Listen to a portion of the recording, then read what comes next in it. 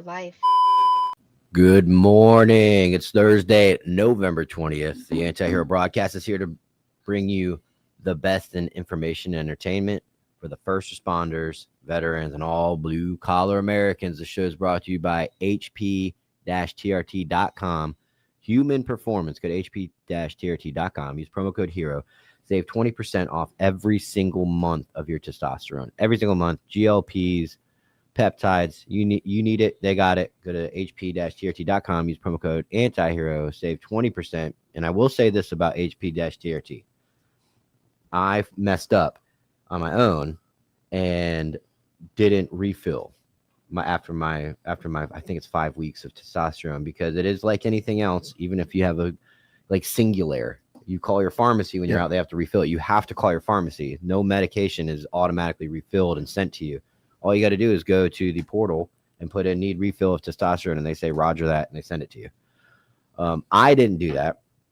I every day forgot to do it, and I went a week, and then finally went into the portal and said need testosterone. Phil was like roger that, sent, got it within 3 days. I went 10 days without TRT. I will say this. It was like a scene about 8 or 9 days in. It was like a scene from that movie, The Santa Claus. I just woke up and was like, what the fuck? Yeah. It was there. And I'm like, nothing changed.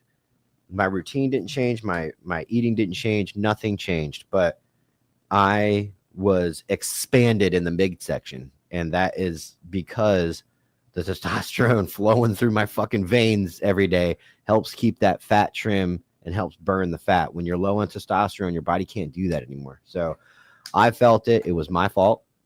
As soon as I put in the order on the portal, literally one sentence, shipped to me within 3 days. So go to HP-TRT.com, use promo code HERO, save 20% off your testosterone.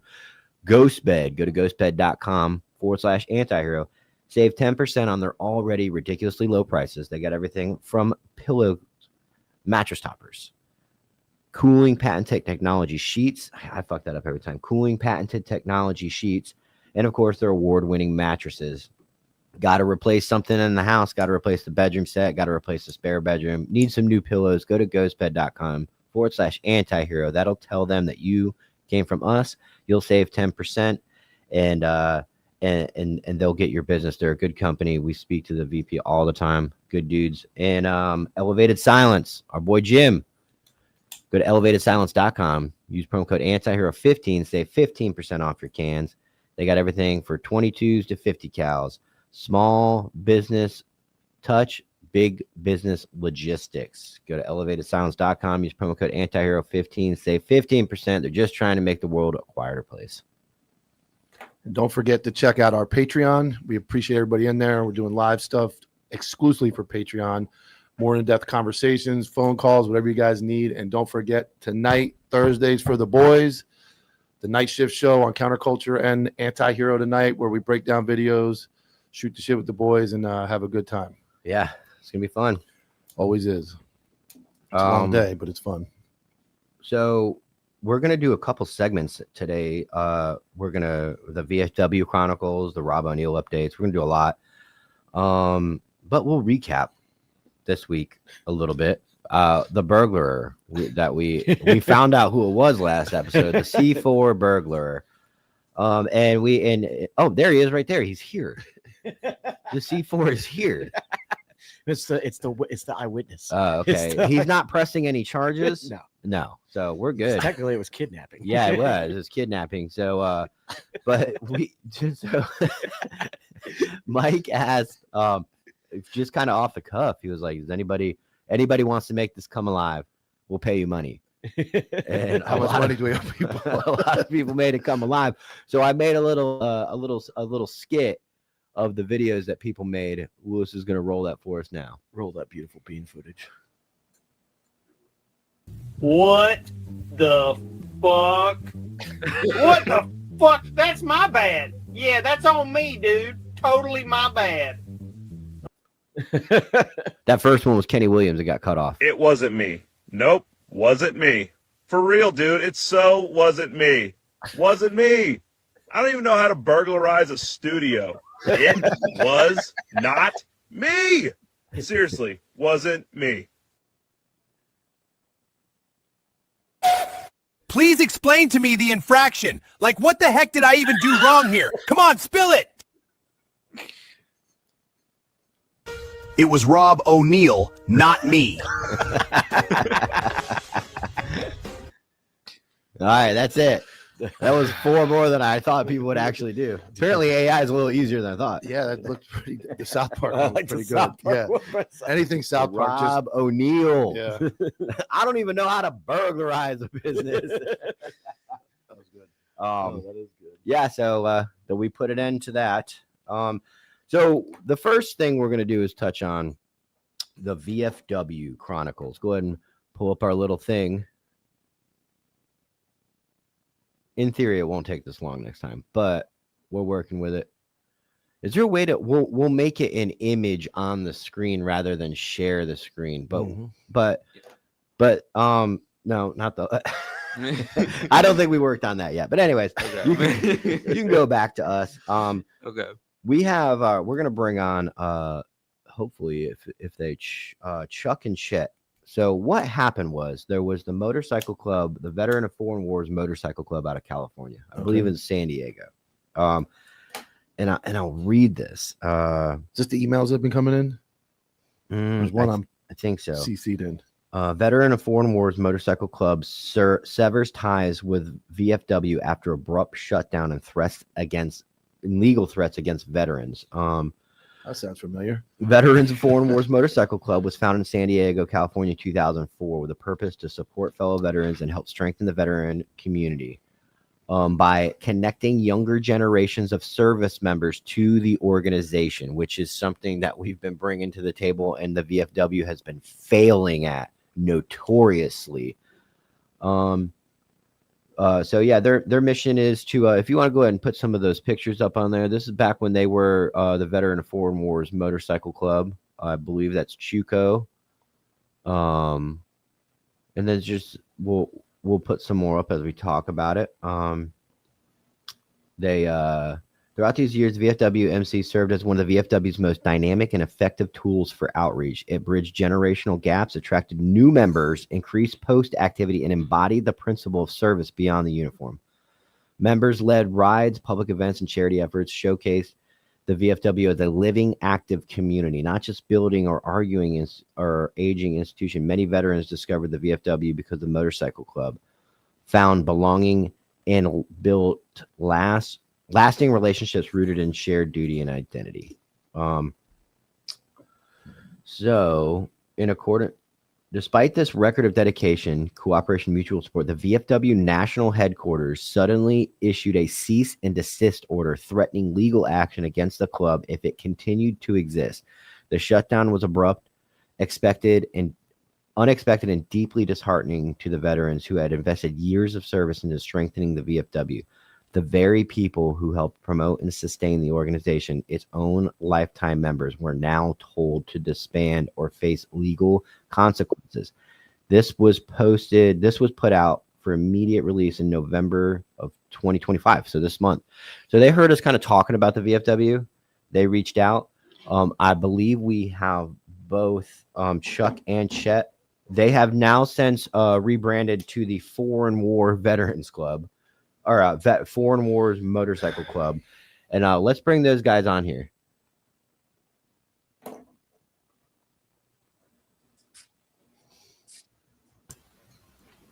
don't have my glasses. Who's got video?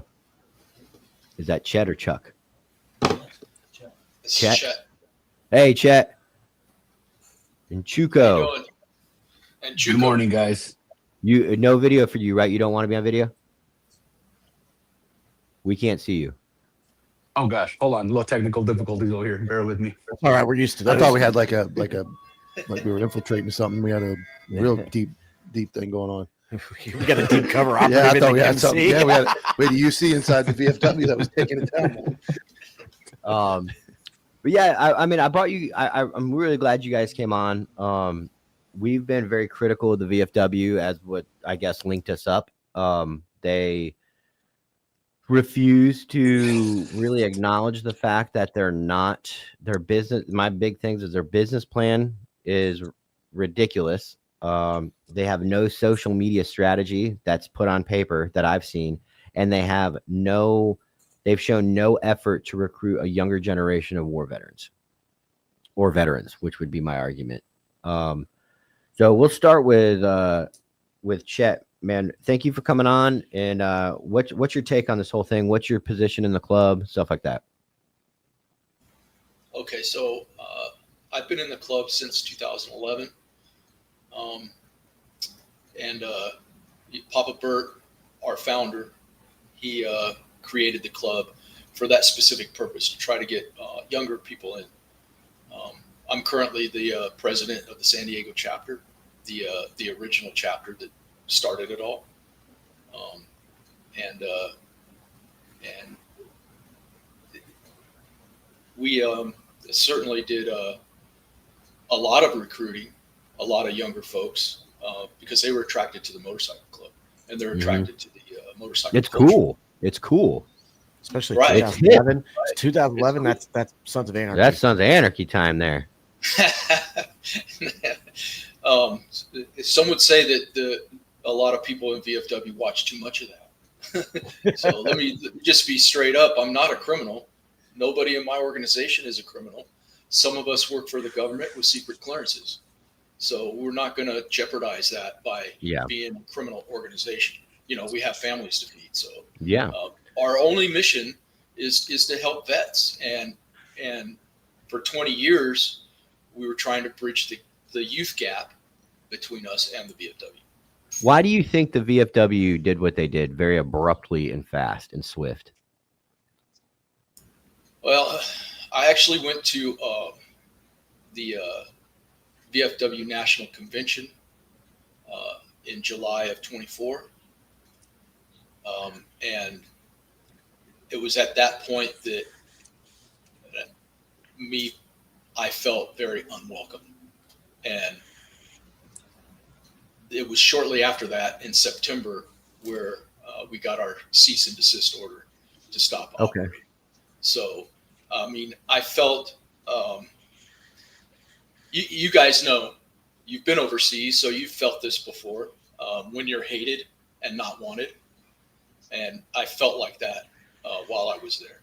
Chuka, what do you think? What's your opinion? I think that they just don't like other people's hands in the pot, is what I think. They weren't threatened or anything. They weren't like nothing came down. I mean, it seems from what I'm reading from what you sent me, they didn't take into consideration everything you've done, and they just straight up, hey, by the way, we're done with you. Yeah, absolutely. Correct. I don't think they want outside entities or anybody that has any interest in making the VFW grow organically, if you will. They don't want any solutions, and they're definitely not looking for any. Mike, my co-host here, actually talks about how they're just a racket. Well, what I noticed immediately from looking, I profile. I worked the road for 23 years in investigations and stuff. You look at the people on the national platform on those pictures, they don't look like you guys. They don't have facial hair. They look like, like you would normally see in some bureaucracy of people that probably didn't get their hands too dirty, and they got elected to a position where now they're in charge of things, and they really don't understand the connection with the guys on the ground or the guys that are out doing the actual stuff like you guys are doing. And it seems like you're threatening their racket. And it's like, we better just get rid of these guys before we're not elected to these fancy positions in DC and go to all these conferences. That's an outsider looking in. I remember the VFW as a very small kid when my grandfather, who served in World War II, took me. But from looking at the setup and then looking at you guys, I would want to hang out with you guys. I think you guys would take it in the right direction. And the people I see on the national picture of that hierarchy don't look like they really have any experience, my opinion. Do you guys think that people of so when I talked to the PIO, the public information officer, I think that's his name, I don't know, of the national headquarters, they're going to come on here and I'm going to ask them about this situation. I'm sure they'll plead the fifth and say, I don't really know what you're talking about, or I can't speak on that. But I'm not trying to speak for him, but they're like, oh, well, in our leadership positions, we do have OEF, OIF, veterans. And it's like Mike said, they look the part of we call it brass and admin. They look kind of like that. They don't, I know they don't have anybody with flat bill hats, tattoos.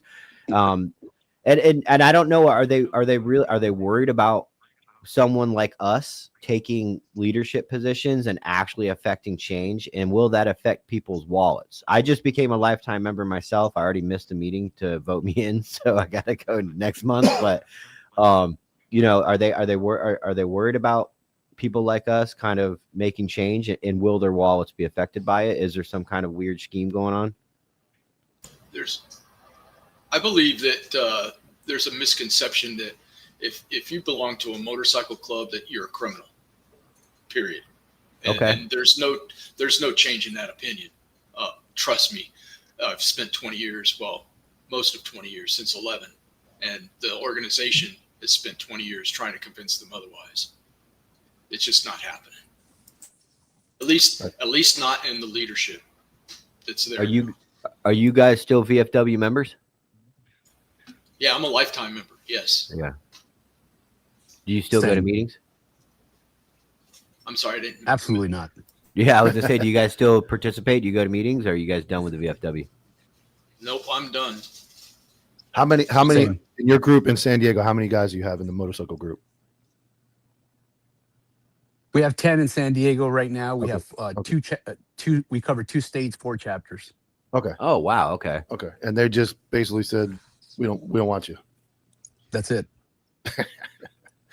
Yeah, that, like he said, that's like in the police world, that's the admin. That's the brass going, these guys are out here doing things differently, and you guys are going to be cooler. I mean, like I said, I'd hang out with you guys in a minute. Those guys on those paper I see, for those, I wouldn't want to hang out with those people just based on observation. So they're probably, I would think they're threatened, and it's unfortunate that the goal is to get more people in the VFW. Why would you isolate people instead of bringing everybody together? And that seems very counterproductive. Well, seems like old people. I mean, no offense to anybody in the VFW, but I mean, you got to be hip, you got to be cool. Recruiting, that's recruiting 101. You got to make it a cool. You can't throw a party and make it not look cool. Yeah, Jimmy, what's your take on it? My take? Oh, you don't even want my take. I do. Let him cook. My take is that the VFW is filled with old people who have done the same things the same way every time, and this is the way we've always done it, and it always freaking works. And anybody that comes in there, whether it's riding motorcycles or like, hey, let's reach out to GWAT veterans, or hey, let's do something for first responders that were also veterans. Nobody wants to do that stuff. Nobody, because if you do that, then you, just like you said, you're going to start interrupting the power base. Okay. That's my opinion. And I mean, whether you ride a motorcycle or whatever, I mean, I think motorcycles are easy. It's easy to go, oh, well, those guys ride motorcycles, then they must be criminals.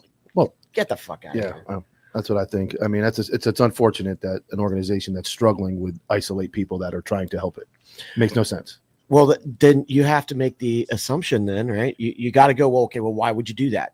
Why would you do that? Well, it's because something somewhere is you have to be getting a monetary gain or some kind of gain somewhere by getting rid of this gain. Yep. So what's that gain? Yep. And what do we always say? Follow the money, right? Yeah. Well, then where's the money? Yeah, I agree. Yeah. So, I mean, do you guys think that someone like me, a new lifetime member, after I do a year of what do they call it? You got to be like no issues. You got to in good standing. In good standing. If I do a year in good standing, and then I get and I help change my VFW, and then I get my letter of recommendation from the state that I live in, do you think it's possible for someone like us to get a position in national headquarters, or do you think that's an impossibility?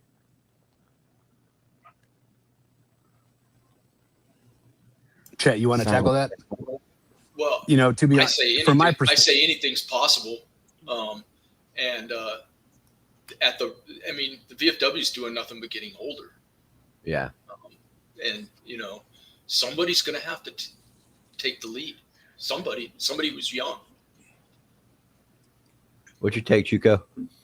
Yeah, from the post level, I think they're definitely in need of dire help. We don't have anything against anybody in the VFW, especially at the post level. Locally here, we love the local posts. We supported them. I think that at that level, they definitely will accept the help. But once you start getting higher and higher up the chain of command, I don't think that they don't want you guys in there. And you have to spend, quite a bit of time within the organization for them to be able to accept you or welcome you into the higher authoritarian levels, if you will. Politics, baby. Well, I would be curious that, like Politics. Jimmy said, money. It's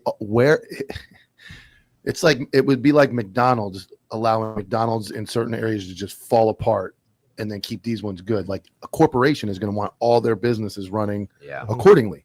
So it's very strange to me that something structured out of Washington, D.C. that has all these members and all these boards and all these national conferences are looking at a place like here in Lake Mary, Florida, that is falling apart, failing, and just go, we don't care. We don't care. That was the consensus I got when I talked to PIO, is that, hey man, we can't, we some do good, some do bad. We can't micromanage all of them. And I understand that. I really do understand that. It's and a it's terrible business model. So I asked him, I was like, look at the longevity.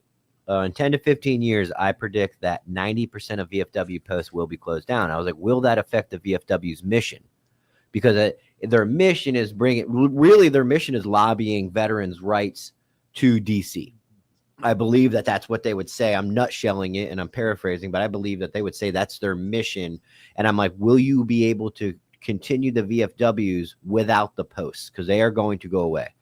They're going to be shut down, bought out, and turned into bars with successful business plans. And they didn't really have an answer for me.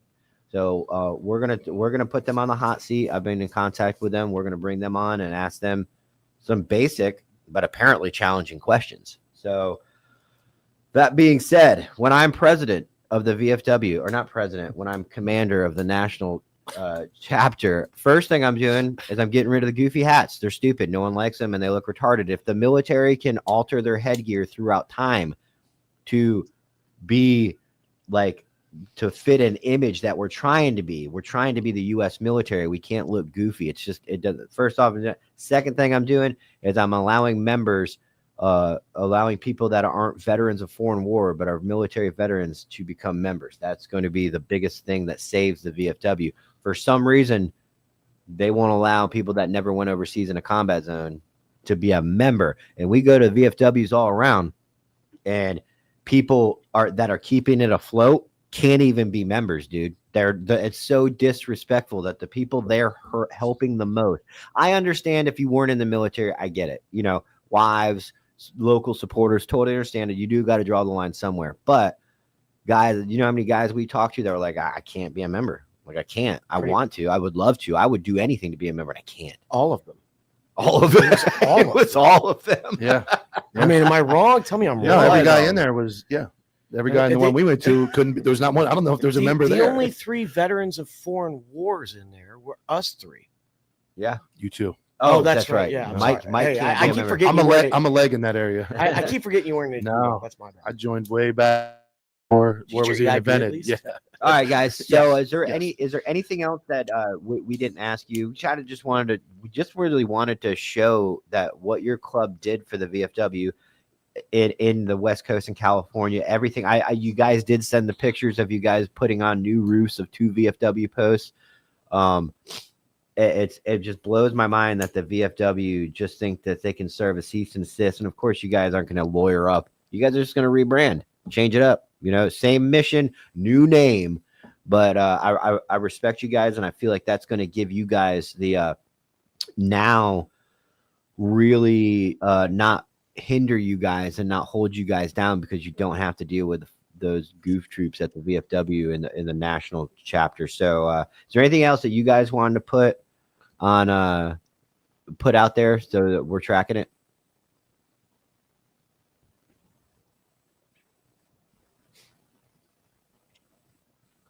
Can you guys hear me? Chat. Oh yeah, sorry about that. Yeah, I was letting chat there. We're still here. We're still relevant. We're still helping veterans, and that's the important thing here. Is we're looking out for one another, looking out for other veterans, and we will continue to do so. So no matter what the name is, the mission still stands the same. All right, guys. I really appreciate your time. Thank you. And I'm sure we'll be in touch with new updates. This is going to be a segment we do once a week called the VFW Chronicles. And you guys killed it today. Thank you so much for coming on. Thank you, guys. We appreciate it. Yeah, thank you for having us. Yes, sir. Absolutely, Yes, man. sir. All right. Keep fighting the good fight. if I get in the Florida area, I'll hook you all up. Absolutely. Come over to the studio. Yes, sir. VFW post 300 meters away. Later, guys. Bye, guys. All right. All right. That's a little disheartening, man. Yeah. It's just strange. I mean, that goes to me, goes back to everything else we know about anything government or oriented with the government. It's all those people doing are preserving their own positions, and it'd be like running a charity and be like, this guy pulled on a motorcycle. We're not going to take his $10 bonus. We're not going to take his money, like because he looks like a criminal. Like it doesn't make any sense. Sounds like they're threatened, or they want it to fail. And like you said, I like that. Like you said, I think if all those posts go away, they don't care. They're still going to get elected to their positions. They're still going to hang out in DC. They're going to have some status up there, and they're going to be, well, we're not doing posts anymore, but we're still advocating for vets, and they're going to continue to get paid. Like you said, everybody on that list you showed me didn't look very rugged. There's a disconnect between the people on the posts and the people up at DC. Oh, for sure. And I don't just mean like, hey, we don't understand what's going on the ground. I mean, it's like a complete division where it's like, hey, the posts do their thing and that's cool. Sounds a lot like the government. But we've got our own stuff. And don't tell me you can't micromanage it, because you've got people in charge all the way down to state and regions. Yes. So you can't tell me that good point. You can't micromanage this bullshit. Well, it's not micromanage, it's leading it. Yeah. it's called leading it. It's like we have rules, and this is the basics of like, here's the little statute book, and you guys are going to do this, and you can't do that. It's basic, like, but there has to be some directive going in each direction of how we're going to operate. You can't just be like, we don't know, that we can't micromanage them. They're going to fail. That doesn't seem good. That doesn't help you. No, I mean, going back to your McDonald's idea, I mean, it's like, hey, if the McDonald's here is not doing so good, well, let's take a look at it. Well, let's start with the first part. Like, is it on a main road? You know, like, well, and just you see, do like, basic business. Look shit. at Wawa. Wawa down the road is brand new, and they just redid it again. Like something was off. They just redid the whole inside. It's like they're staying up with the times. Walmart, boom, up. They changed. My Walmart changed like overnight. I walked in, I'm like, this place is completely different. Like, it looks new. So those companies in a good business model continue to evolve with everything that's going on in the world. You can't have something that was set in like World War II or an earlier still looks the same when you walk in, and the same memorabilia is on the wall. It doesn't work. It's not going to work, and it has to be changed, and it has to be updated and modernized. And so here's what I think. This is my plan. We get as many vets as we can. We go all sign up for the VFW post right over there. Now we're all voting members, and now we can vote the old people out and be like, get out. Honestly, the vibe I got, first off, the post right there, amazing dudes. They are great. Amazing dudes. I actually went and met the guys that weren't there when we did our live show. Amazing dudes. And I really feel like if this isn't a dig at the VFW, and it's not a dig on them. I really feel like there's no one else, and they just do it because no one else will do it. I guarantee you, if young guys stood up and said, I really want to take over this post next year, can you be my mentor? Mm-hmm. He would be like, yes, every day I will. I want to just come in and drink a beer because I'm 60 years old. And then you think about, you have access to a bar, a venue, cookouts, all the things that come with that building that it's difficult for us. Like, we have a studio. Yeah. But if we move over there and say, now we have this place to start modernizing it, getting events going, it grows, man. You can, and it can be all different kinds of events. But you're right. Those guys have regular jobs. They work normal jobs, and they're trying to hold it together without support from the top. And you know, it's tough to get people to volunteer, but it might take a regime change and some social media and some technology to get that place moving again. And we have the technology, we have the social media to help them, and I don't want to say we have the social media to challenge the VFW national chapter. We do. They don't. No offense, but anyways, let's hit on some current events. Charlie Kirk's bodyguard, a head of security on the Sean Ryan show. What was significant about that? Well, there was a couple of things. Number one is they had already known and done what we call a site survey. You know, so if you're working for U.S. Department of State, right, you go to your venue, you look around, you go, oh, where would snipers be at?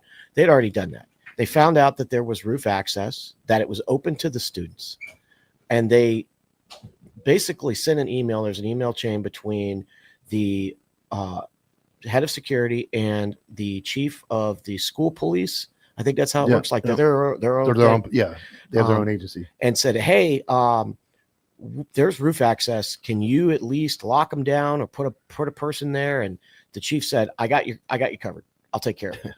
Apparently not. And it was not. No. Second of all, when he described it really well, which is stuff that we had already talked about on the show, is that, like, yes, there was a 180-degree field of view, but there was only a good 8 feet of visual from the front where you could actually see and get a shot.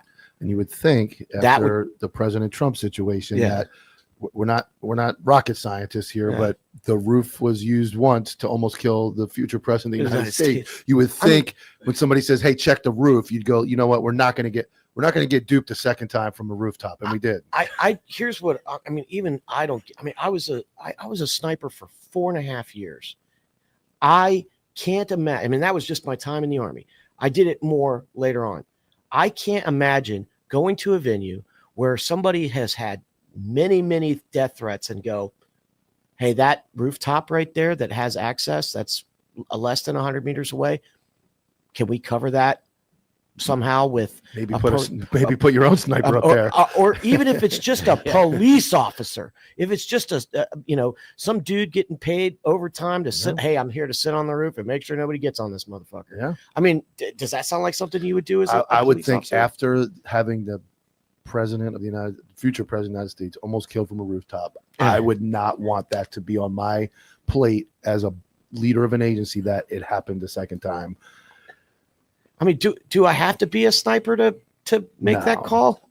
No, I don't. Does Charlie Kirk's head of security have a job now, or he's going on Sean Ryan? So maybe he's. I don't know that he. One thing he kind of debunked was the guy running around grabbing the cameras afterwards. Yeah, there was a bunch of conspiracy stuff about that. And he said that dude's legit, and like that was a good thing he did. Yeah, because they're like, imagine if he abandons the camera, just takes off running, and then somebody gets that SD card out of the camera and now has 4K video from right there. Now you can flip that back on me, conspiracy that they didn't want it, because they were going to alter it. But who took the cameras? The guy, there was a media guy that was in charge of setting everything up. And if you notice, right after it happens, he makes a TikTok like, "Oh my God, they shot Charlie," and he's doing something. But then he goes up. You got to take advantage of it. You got to seize the moment. I guess.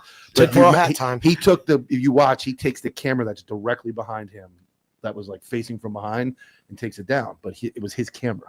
It was his stuff. And they were like, "Oh my God, he's tainting the scene." But this guy was saying on Sean Ryan, imagine if some moron in the crowd just grabs that video and now the FBI doesn't have it. Nobody has it. And again, I'm barring all conspiracy theories that the FBI was involved and everything else that everybody said. For basic, he grabbed everything and was like, that's what he should have done. It's right there. And it was his stuff. Yeah, he kept it and he gave it to authorities, right? Yeah, he did. Yeah. He turned it over to the FBI. And for the he works for Charlie's wife now. Oh, yeah. Okay. Because that was the other thing he said was that, like, people are like, she had something to do with this, or she doesn't seem that upset. And he's like, that is not the case. Yeah, I think the rumors start running rampant. Well, everybody's different. I mean, everybody's going to handle that differently. Yeah. And she's very close to God, and she has she believes he's, with God. And instead of being sobbing on TV, she's trying to fight the mission to go forward. But that does not mean that behind closed doors she's not a basket case. Yeah, not in a negative way. But if she shows weakness on the camera constantly, then I'm that's weakness for everybody. She shows strength on the camera, strength then prevails, and everybody goes forward. But you can't even be tough on TV. You're a conspiracy theorist if you're tough. If she cries too much, they'll say, "Oh, she's overdoing it." It's like there's no way to get it right. Dude, we live in a very small microcosm of that, and we can't get the Truman right. Show, man. Yeah, it's the Truman Show, dude. It's like no matter what. Yeah. So I mean, the one thing that I did sort of scratch my head on, he said that there was no exit wound. Who did? The head of security, okay, because he was there right on top of him, which is what you're supposed to do if you're the body man, right? You should be, covering, put plates on plates and get the person out. And he said there was no exit wound because he cleaned his neck off to look for the exit, which we all know is what you do. Hey, look for the exit because it's going to be bigger. And he said there wasn't one. So what's that mean? Well, I mean, no, we'll do first no tinfoil hat. Yeah, then we'll go to tinfoil hat. No tinfoil hat. Whatever shot him, whatever angle it came from. I mean, like it wasn't substantial enough, or it just was a weird, Like bullets do weird things. They do. Okay. They do. Which to me, like I've seen 5.56 do that, where like 5.56 hits a person and it bounces off a bone and then goes down into somebody's finger. Yeah. You know, hit them up here, but it's now down in their finger. Like, how the fuck did that happen? I don't know. Yeah. Bullets do weird things. But the tinfoil hat time. All right. But the rifle that was supposedly used should have blasted right through him at that range with that round. Was there any talks on the? I didn't watch it. Was there any talks about how? I know Rob O'Neill is very critical of this. Yeah, we actually agree with Rob in a lot of respects. Like on he that. said that there's no way that this guy did it. No, he broke it down, like the way he broke the gun down and all that stuff. He just said there's absolutely no way. Well, Could some of those details be skewed though? I I mean, the gun obviously wasn't broken down. You can't break that gun down. But could somebody that doesn't know anything about guns be like, oh, he broke it down? And he starts telling his buddy this story. They're all, where was it at? I mean, they're campus cops. It was in Utah. Yeah, they're campus cops. who told me? I believe it was you Mhm. that. Man, who was it? Someone told me that the way they took down this Tyler guy was not true at all. His dad didn't give him up. Oh no, that was somebody we were talking to. I was sitting there, but like CC. It might have been. It was somebody that was on the show. It might have been Jay. Oh, it was Jay. It was Jay. It was Jay. Right. And it dude, like you can ask him next time he's on. Like, I mean, if you want to talk to about a guy who knows how criminals get dealt with, it's probably him. Didn't Candace Owens like double down recently, like in the last couple of days about like the whole conspiracy? I don't know how many chips on the table for her. She's gone pretty wild, dude. Like wild. There's a lot of conspiracy about like how this was done, because some people are like, this looks professional, and there's some things that say it look professional, and then there are other things where you're like, this looks like fucking amateur hour. Like, why would you do this? I think a lot of people, and from being on crime scenes, I'm sure Tyler can attest to this. You too. You were in the war. You'd shoot somebody. And you're like, well, that looked like he went, and then like you said, nothing you thought in your head happened. I saw a guy get hit 8 times with 5.56, and the last round hit him in the back of the head, and he ran 3 blocks into a playground and sat on a swing and died. Yeah. I mean, I have no idea. The weird things happen, and not many people understand that, and they want answers. And I've been on calls where I'm like, the guy committed suicide. The splatter's that way, but now he's facing this way. Yeah. And he laid, and it's like, you don't know that, like you said, he might have lived for 10, 12 seconds and then spun and fell. There was obviously the house was locked. That case, there was nobody else that could have gotten in the house. But when I looked at the scene, and I'm just like, how do I explain all that? And the guy's facing that way, laying over there. And I'm like, but things happen. Yeah, but you can't go on TV and be like, things happen. So like, you're done. It's a conspiracy. I mean, first of all, a headshot kind of explains some of that, because, if you don't get, the medulla oblongata, if you don't get this right back here, there's a lot of like twitching and moving and stuff like that. When I saw that video, and we all saw the same thing, you see him get hit, he's done. Yes. He's done. It's over. Blood pressure to the brain is gone. He is out. We always, like we said when it first happened, he died about 5 different ways. Yeah. Like that. There's just no surviving that shot. And that's what his body man said, was that like, these are wounds inconsistent with life. But that's I his don't direct think, quote. and I don't think people understand death and how long sometimes it takes, and that somebody can look alive for a very long time. I remember my first car accident I went to where a pedestrian got hit, and I'm like looking at the guy, and I'm like, fix him, because he was like breathing and making noise, and then medic looked at me, he's like, buddy, you see that clear liquid coming out of his ear? Yeah, he's like, that doesn't he's like, that doesn't go back in. Like, once that's out, it's over. But for a minute and a half he looked alive, and I'm like, this is terrible. Like, what am I looking at here? Like, this is brutal. And I'm like, fix him. I saw something on Facebook, so it might not be true, but they were showing. I'm gonna tell you anyway. they were talking about how they found a guy dead in his hotel room. He was an oil exec, and they thought he died of a heart attack. He was an older dude, and the autopsy showed that a bullet entered his rectum and got lodged in his chest cavity and killed him. No blood, no entry wound. Literally, a bullet shot up his butthole. They went and looked after they found this. They went back and investigated the scene because they ruled it as a heart attack. Right. And there was a hole in the wall and then they interviewed the people that were next door, and they said, "Oh yeah, our gun went off, but we didn't report it." They were showing up. They were playing with guns, and it went off. It went through the wall, up his butthole, and killed him in his chest. Now, Dude, is that true? I don't know. dude, I've seen you know that scene in Black Hawk Down where they're like, "Hey, stay away from the walls." Yeah, That's a real 'cause thing. of Yeah. I mean, it's not even just ricochet. I mean, like the bullets travel will- through the wall, will- yeah. They'll travel straight Yeah. down, parallel to the wall, and then at some point the jacket will get hit. Then you get yeah, hit they'll in the exit face. the wall. Yeah. right into your So face. like it's like, dude, bullets can do weird things, and not all of them can be explained. But one of the things that can't be stopped is physics. And if a 30-06 round coming at you from that angle hits you, it should be blasting straight through you. Can I throw a curveball at that? though? Absolutely. What about how old the round is? How if it could be affected over time? So Could it be a slight misfire? Like little things that people don't consider. the one thing that I would consider that, and this is what we haven't been told, the one thing that I would consider is if it was a hunting round, like a soft tip lead round, because those are designed to hit and stay.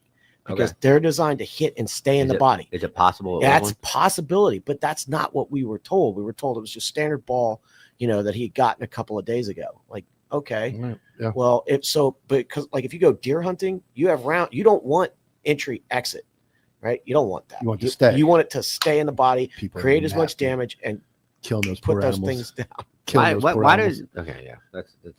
I don't understand why you'd want your bullet to stay in it. Don't you want to eat the meat? You want the bullet to go in and tumble, right? So it tumbles But you shoot it where you don't eat it, right? well, in you're theory. basically shooting in like the at the shoulder. Okay. Right? So that should hit the heart. That should take it out. But think of a bullet as like a tiny bulldozer. Okay. When it hits you, everything that's in front of it gets pushed, and it creates what's called a temporary cavity where you're mostly water. Everything will expand, and then it will contract. And so if you watch ballistic gel, you'll see entry, and then you'll see a big wave, and then finally the bullet will stop. That's that big wave. That's the temporary cavity. Okay. So that's what actually does the damage. So like on 7.62, the temporary cavity is about the size of a softball. Oh, okay. Okay. That's how much damage it's doing. And remember, it's pushing tissue, bone, everything else right in front of it, just shotgunning that through your body. So if that's what's causing all the damage, that's what's going to kill you. The reason why we have like 5.56, which, like we had problems with shooting in houses, is because they were so fast and they're so small that they were just whipping right through people, which is why we got taught to shoot what? Control pair center mass, Yeah. right? That's because we wanted to do as much damage as we could with the 5.56 because the green tips were ripping straight through them with their tungsten carbide printer. Dude, I can nerd out. So they were just so quick right through, Eyes very glazing small, over. very small, So sorry. very small wound and Right. straight through and through. Yeah. So or if it doesn't hit exactly where a kill It's area, survivable. You're Yeah. just, okay. yeah, I mean, like I said, I watched a dude get hit 8 times and still Did he kept live? running. Well, you No, talked he to died. like Oh. Jared Reston. I interviewed Jared Reston. Yeah. He's the first words out of his mouth were the human body is unimpressed by bullets. Yeah. He's like, I continued to fight. He felt he got punched. His whole jaw's shot off. His teeth are broken. His jaw's broken. And he's like, I thought I got punched. He's like, I had no idea that I got shot in the face. And he's like, I kept going and going and going. Yeah. He's like, I was done. And I was like, well, that wasn't, he's unimpressed. He's I mean, like, look my at body the- wasn't very impressed with. Look at That that just- Navy 7 SEAL rounds. who Yeah. got shot in the back of the head and it came out below his eye. And he survived. And I mean, he's living a good Jason Redmond, I think his name is. Oh yeah. I mean, like, dude, like, unless you know where to hit, pretty good chance. The biggest problem you got with bullets is the infection that comes afterwards, because it's pushing all that dirty shit into your body. I want to let T-Mail want to let you know we did get your Instagram message with your address, so we'll be sending the shirts out for the Clint stories. You were closest twice. Before we go to our break and we hit the Rob O'Neill updates, Epstein, what is going on with that list? I don't even know what most of this means. Like, what's unanimous mean? Like, So They voted I know one what the person. word means. they One person. voted in Congress, or they voted in the Senate. It was ratified, but one of the two. I can't remember which way it goes. But they basically, the Senate voted unanimously, release the Epstein files. Both sides, Republicans and Democrats. Everybody wants it out.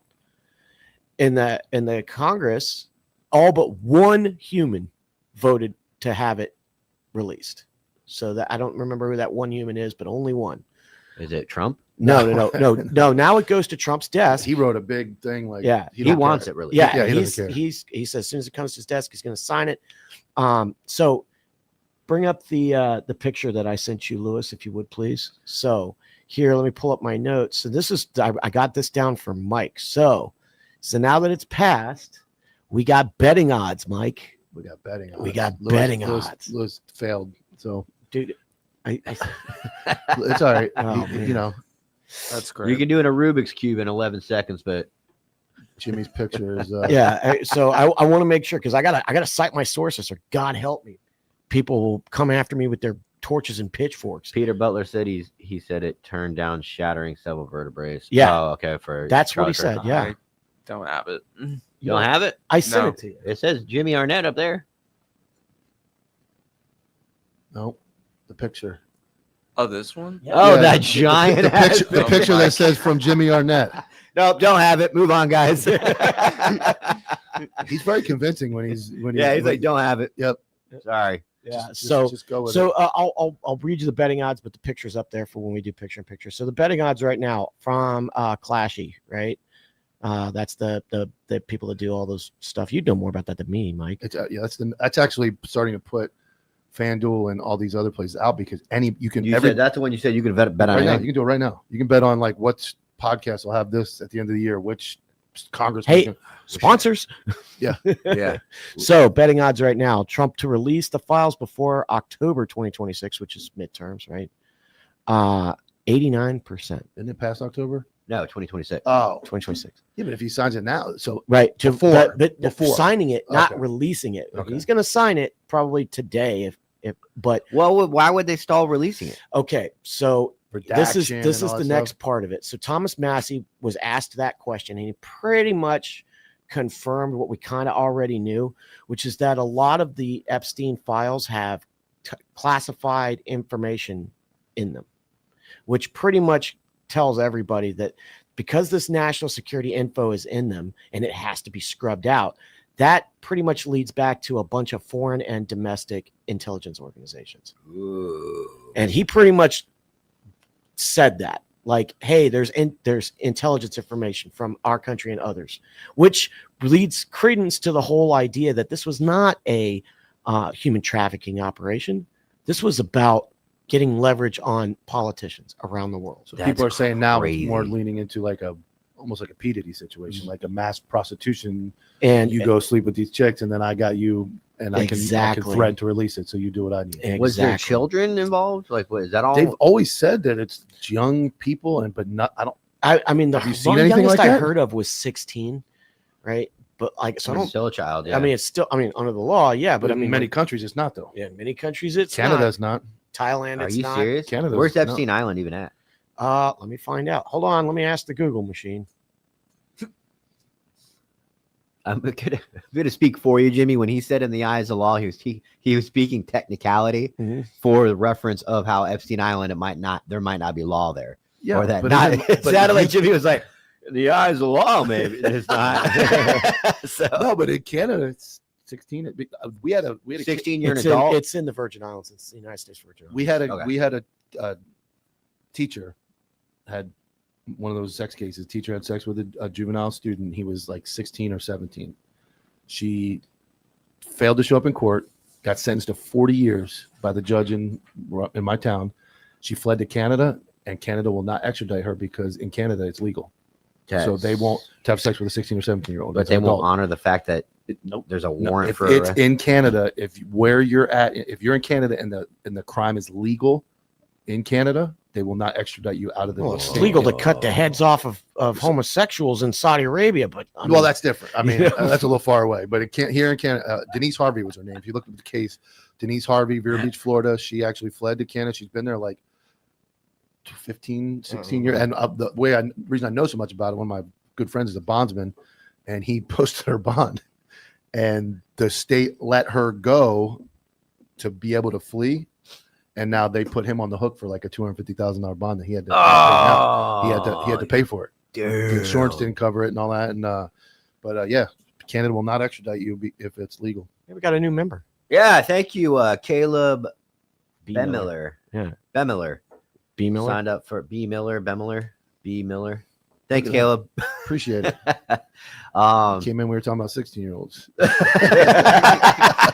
God, we're trying to get on the radio. Oh, okay. All right, so that's it for Epstein updates. Yeah, pretty much. All right, we're gonna take a quick commercial break, and we'll be back with a Rob O'Neill updates. Roll vengeance. Over a century ago in 1910, the Flexner Report, funded by John D. Rockefeller and the Carnegie Foundation, re-engineered medical education from a holistic, whole-body approach, which appropriately treated the body as an interconnected system, to a compartmentalized approach under the guise of specialized medicine. They shut down or consolidated medical schools, marginalized naturopathic, homeopathic, and chiropractic medicine, replacing them with symptom management and synthetic drugs.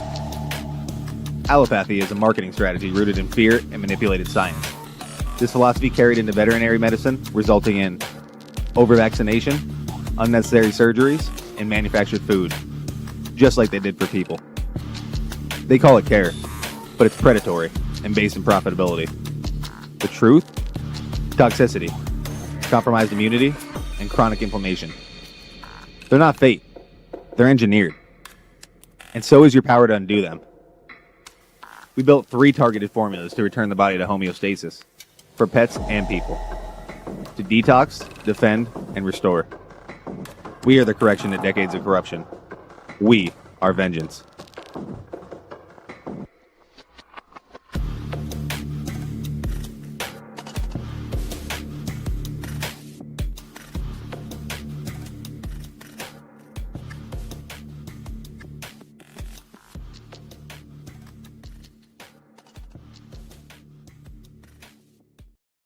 And we are back. And I'd like to shout out one of our sponsors, Violent Provisions, a law enforcement owned, operated apparel company. Go to violentprovisions.com. Use code ANTIHERO for 15% off. They got hoodies. They got hats, shirts. They're really jam up dudes. And from November 28th to December 5th, they're having a limited pre-order. So check out violentprovisions.com. Use code ANTIHERO for 15% off. They post some really cool memes and or in action photos as well that I share on Copville a lot. So good friends of ours, check them out. Flatline Fiber Co. Go to flatlinefiberco.com. Use promo code ANTIHERO15. Save 15% off your rifle slings, IFAKs, dump pouches, and baseline bags. Made in America with a lifetime warranty. They got everything you need. Flatlinefiberco.com. Use promo code ANTIHERO. Save 15%. Now rate those 2 ad reads and see which one was better. Mine. They're cool guys. This motherfucker, dude. This motherfucker. Dude. Yeah, memes and stuff. That's not what I said. We can play it back. We'll run it back. We'll run it back. I'm just busting More balls. people are going to go to violentprovisions.com because it was from the heart. That is, it was stickers, hoodies, shirts. all of your goon apparel. Their website is up though. It wasn't up the first time we Ours did is it. up too. Hey, do we have sunglasses? Do we have goon Not sunglasses? yet. Not yet. We're getting there. We do. Our merch store is up. Very limited merch. Yeah, it's limited. up there. Lewis, can you go pull up a website? I'll talk about it for like a couple seconds. The antiherobroadcast.com. A lot of And hard then work go- went into this. And then go. I don't know. He's doing what he's watching, man. He can solve Rubik's Cube. No, we don't have it. No, it's unreachable. Did you type it in right? It's got to be the in front of it. It's unreachable, Anti-hero? guys. Move on. The show, the name of the show, the Anti-Hero Broadcast. Okay, there we go. Now go to It's unreachable. Move on. share the screen. We'll deal with it tomorrow. All right. So if you go to the right, if you go to the antiherobroadcast.com. Well, Lewis has got it cut, so we have to get the whole site up. There you go. There you go. Shop. Hit shop. Hit shop. There we go. We're getting there.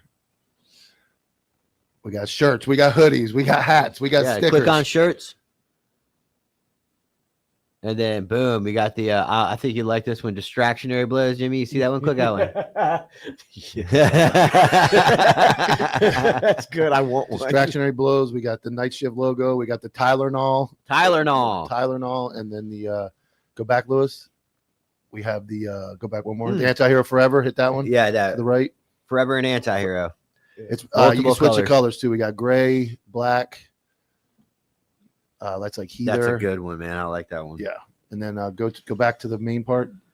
Got one more back. Back to the. There you go. Come on back. Stickers. Oh yeah, you got stickers Everything's too. available. The same logos are made and stickered, and we'll be working on more designs. And as you guys have ideas, we can very simply interesting. That's one of my ideas. I haven't picked the font yet, or we'll get to that tomorrow. Lewis is going to have a whole section of stickers. But yeah, stickers. That's not happening. Yeah, this is a joint effort by our design girl Natalie and Mike. So if you have any problems with it, don't contact me. Yeah, it's as bad as that ad read. So hopefully it works. No, but yeah, we can do custom stuff. Patreon is going to be the place to go for that, though. I cannot manage the anti-hero DMs and the Copville DMs and have ideas. So please, if you consider spending a few bucks, I had a dude in the Patreon DMs just today. I didn't know so long ago, and it was a small business, and he reached out, said, "Hey, I'm on," and I was like, "Yeah, absolutely, man. Just let us know what we can do." He goes, "I sent that months ago." And I was like, I saw the pop up. I'm like, you're the only anti-hero's the only notifications I have because mine are all turned off and I see them. Yeah, I'm sorry, it's dude. Impossible. Like I got to it. I have a notes section that was from my old business partner when I started Copville with about 40 to 50 sticker ideas that are still just sitting in that thing. I know it sounds silly, but it's hard to get to a computer, sit down when we're not recording, we're not doing another show, we're not preparing for this show. It's hard. So Patreon gets right to us, and that's the easiest place for us to get those designs. And Patreon's also going to see those designs first from now going forward. They're going to be released on Patreon before everybody else, so they can see them and get their orders in. All right. Let's go pull up the Rob O'Neill update. So, oh yeah. Our buddy David Hookstead dropped a kind of. I'm gonna let Jimmy take this over because Rob posted, David posted, and there's a lot of good current events that are juicy. All right. So the first one I want you to go to, Lewis. We downloaded the videos. You can right? remove and Rob. I hate staring at a stupid face. or the video? The image. Yeah. Remove him. Yeah. Remove him. No, not that one. Go to the videos, please. And I will tell you which one to click on. It is the first one there, all the way to your left. Thank you, sir. You guys got to listen. Was hit. She was shot in the leg, in the calf, before I got there. And I'm just filling in holes for you, all you Monday morning quarterbacks there, because the big thing that people are talking about is the after-action report. I hear about the after-action report. Someone spun that out there. I know who did it, but someone spun the idea that there's an after-action report out there, which I do remember. We do AARs, and we're not always honest in them, whatever. We're telling the officer that we're appointing a specialist. Stop right there. This Is is what happened. there a way we can make Jimmy bigger? Because I've already heard this. The reaction should be from you guys. Did he just say we're not always honest in our action reviews? That's exactly what. When was this filmed? That was yesterday. So he's already covering his tracks for when it doesn't come out the way he said it did. God, what a fucking asshole! Did he just say that they lie in their after action? And I doubt that's fucking true. I doubt it's true. But he's saying when it comes out and he's not the fucking only sole man that shot and killed Osama bin Laden, he's going to be able to say, "Oh, I already said it." Wasn't the one, and yeah, allegedly wasn't he's talking about the person that he claims was standing in front of Osama bin Laden. That's right. The wife. Yeah, and she was already shot. That's what I don't understand. How was she already shot? He was the first one in the room, and he fired, or the second one in the room, and he fired the first shots that hit. That hit. So maybe it went through her butthole. I saw that on Facebook. By the time I got there, Amal was already shot. That's the first thing that came to my mind. I was like, well, who the fuck shot her? What is a point man? Okay, I'm not going to go. Spraying? Okay. There was a lot of not in his defense, allegedly. But there was a lot of gunfire, and I'm sure that maybe something flew up there is what I'm going to play devil's advocate, but that just kind of contradicts. Hold on. That's the first time I've ever heard him say. So wait a second. She was already shot. You're on a tier 1 hostage rescue team. Hostage destroy team. Yeah. Well, yeah. Whatever. That's their main bread. I mean, that's why they were designed. It was hostage rescue. And Rob has said that many times. You're training for a hostage rescue team. You need to know your target, backstop what lies beyond, and you can't have rounds that are just going willy-nilly. Yeah, they're not the type of guys that are going to send a stray round. You are not sending a stray round and staying on that team. Huh? We're digging our hole deeper. Yeah. Who said that? BW. Hey, go ahead and play the rest of Rob's clip. we're telling the officer that we're reporting to, especially if it's on tape, that this is what happened. And I'll report that. No problem. But in the after action report, we didn't mention that we shot them all. We didn't mention that guys did shoot Osama bin Laden after I had killed him. We didn't mention those, but they happened. What does that tell you? After action report is not 100% correct. So if you have that argument, just play the goddamn thing. If someone has it, play. Fucking get him out of here. Get him out of here. Rob, you're so full. Can you imagine? Listen, that is straight up covering your fucking ass for when the AIR doesn't say what your fucking story does. dude, there's no way anybody. I mean, I've done AARs. You've done AARs as a cop and as soldiers. It's 100% honest. You know why? Because everything that you're doing, you've got to hot wash exactly what happened, what went right, what went wrong, what did we learn from this escapade, what does the information need to get passed so we could do follow-on operations. All of that has to be truthful and in real time to the best of your ability. Am I wrong? No. So why the fuck would you? Can you imagine a group of cops sitting down and saying, after an officer involved shooting, that we all lied? We all lied a lot. We all lied a lot in our after-action review of our shooting of a criminal. Which begs the question: if you're telling me that I can't believe the official AAR that you lied in that, where else did you lie? On top of that, you lied in the only piece of fucking evidence to use in your fucking testimony. Yeah. Okay. You just So I mean, if we can't trust the testimony of other operators, if the AAR is not 100%, I guarantee you there are guys at Dam Neck that are rolling over in their grave right now, going like, I just know this is horseshit. If an active cop said that and he was still working, he'd no longer be able to testify in court. Because every lawyer, he just said he lied. Yeah. He just said I lied. I lied. He said I lied. we. He said we. Didn't say I. Allegedly. Allegedly. All right. Didn't say I. He said we don't always tell the truth in those. Well, what the fuck is the point of having an after-action What's the point of an after-action review if you're going to lie in it? And I know those guys aren't politicians. I get it. When after the mission, I understand mission. And when it starts getting political, that's when those bastards lie. They lie about everything. All of it's a lie. But right then and there, those guys would not lie. I'll tell you what. Have a tier 1 guy prove me wrong. I wasn't there. I don't know. If a tier 1 guy comes and says, "Yeah, we did lie," I'll eat crow. Well, I mean, we do know a tier 1 guy. We can ask him. I want to know what he thinks. I'm sure he'll break it down. I'm sure he will. So, Fucking A. But as a conventional guy, as a conventional street cop, there's no fucking way. I would never go into an after-action review after I hit a target. I'm glad you copied that, because if I was suing somebody, if I was a lawyer of somebody suing somebody, and I just went on a public platform and stated I lied, I'd be like, get the fuck, scrub the internet of that fucking video, dude. Like, what are you doing? What are you doing? Well, I talked to David Hookstead this morning, and I told him, because that's his video. That's David. Yeah, he was the one that screen capped that. And when did Rob post that? I'll talk to David, but he dropped that like 14 hours ago. Okay, because that is detrimental. Is if Rob dropped that recently, he's getting ahead of. It had to be recently, because that's when everybody was talking about the AAR. So I know it was like his podcast is what comes on Tuesday, so probably Tuesday. Okay. The paid protesters have arrived. Rob O'Neill is my hero. Look, you know what? Here, I'll go on the record and I'll say it again. I think Rob O'Neill did a lot of really great things for the country that he's never freaking talked about and never will. Okay. And I think that if you were in a gunfight, you'd probably be pretty happy to have him next to you. He's a fucking American hero. He is an American hero. That being said, just like he doesn't believe that we landed on the moon, he can look at Buzz Aldrin and go, I think you did great things as an Air Force pilot, and you fought in Korea and you did all that great stuff. I don't think you landed on the moon, yeah, Buzz. Fair. And that does not take away from anything else. Just because I go, look, based on my training and experience, this doesn't make sense, doesn't mean I don't think that you're a good guy to have in a gunfight and that you didn't do good things for America. I just don't believe this. And everything that you're saying and everything that I'm seeing is telling me that I'm on the right track. So I guess this is my moon landing.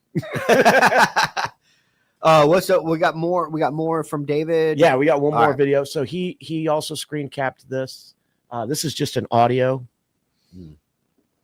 One guy goes this way, the other guy goes that way. A handful of guys went over the top of Khalid, moved to the second floor of the house. Once the second floor was cleared, the team moved up the stairs.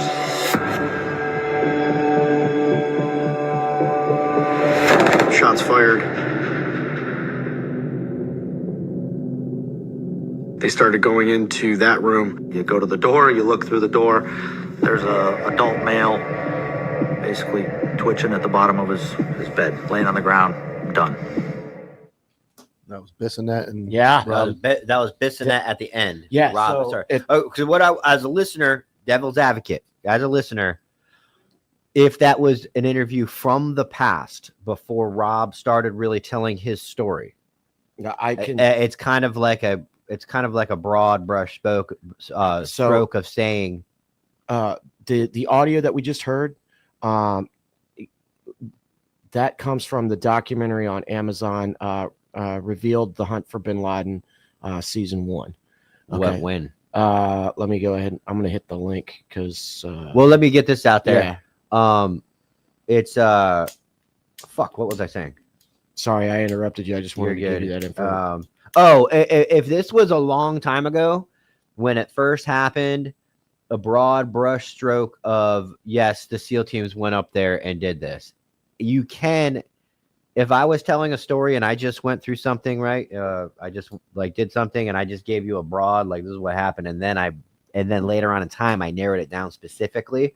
I think that's different. Now, if he just said that after he had said in other interviews that he was the lone sole killer of Bin Laden, that's different. So I don't know when this documentary was dropped, but it was after Rob already came out on the news and said I was the guy, because otherwise, why would he be showing his face? Oh, that's true. So everybody knew it was Rob, and Rob's over there talking about like, hey, this is the way it went down.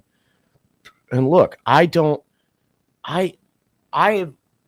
see how a tier 1 unit is not doing mount way better than us, because what I'm hearing from all of this is like, that sounds like something an infantry unit would do, not the 50 best killers on the planet. Yeah. Okay. Can I read you the first sentence of the word slander? Let's do it. Let's hear it. The definition. Let's hear it. You're Wednesday, Mike, right now. The spoken words must be verifiably false and not opinion. I'm just going to leave that there. Wow. Well, nobody, I mean, just like we don't know what happened either in Houston or on the moon. Verifiably false and not of opinion. That's that is literally me saying, this is the same. What you're saying is me going, in written correspondence, Jimmy, I fucking hate Mike Dilts. I'm going to lie about his career in order to hurt him financially, right? Which is what Jay said. Gotcha, Roger. All right, you just received that text to me. Hey, everybody, Mike Dills was never a law enforcement officer ever in his life. Those two things right there. There's got to be some kind of proof that I meant to hurt him, right? And I meant to lie, and then I said something that is inaccurate, that is provable inaccurate. Right. That is fucking defamation. Thank you, Mike. And also, thank you for Jeff Rucci for becoming a member on Patreon. Yes, we got another one. We're bringing him in. Member on YouTube. Sorry, I can read. It's got to be a certain distance. I can read the screen. The phone's a little more difficult. But so I mean, like those two, especially the first one.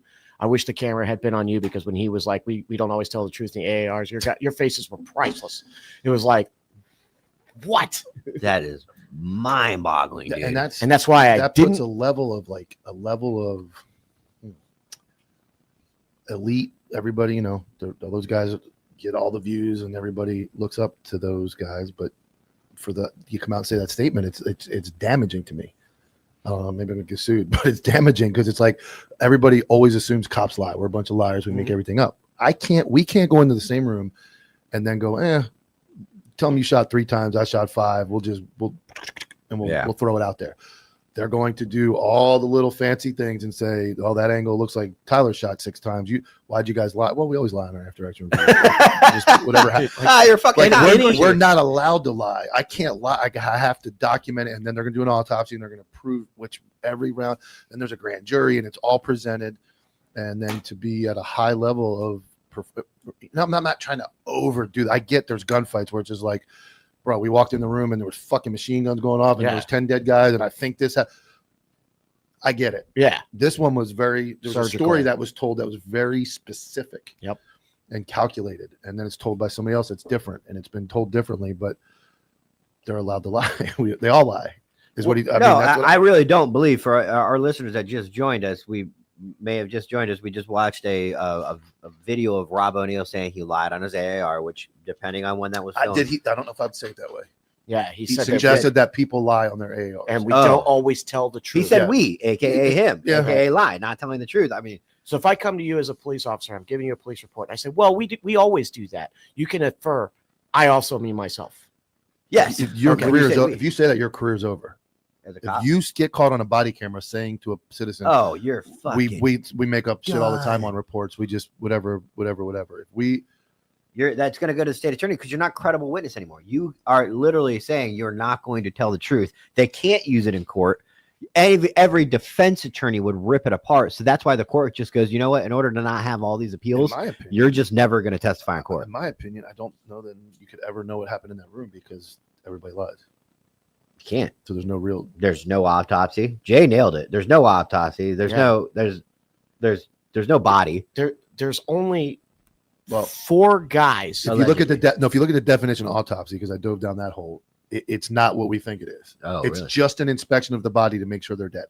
We think of autopsy like I've been to probably 50, 60 autopsies where I've watched the whole thing for like determining cause of death on suspicion. It's terrible. It's terrible. I hate Fucking it. black The and smell. It's cold.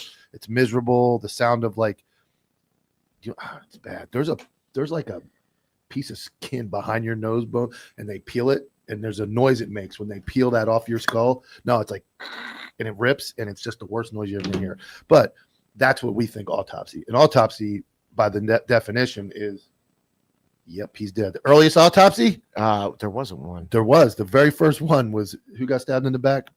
Caesar? Oh yeah. They did it. They actually did an autopsy. The original JC. That was like the first documented because they wanted to see which knife stab actually would have penetrated his heart and killed him. Yeah.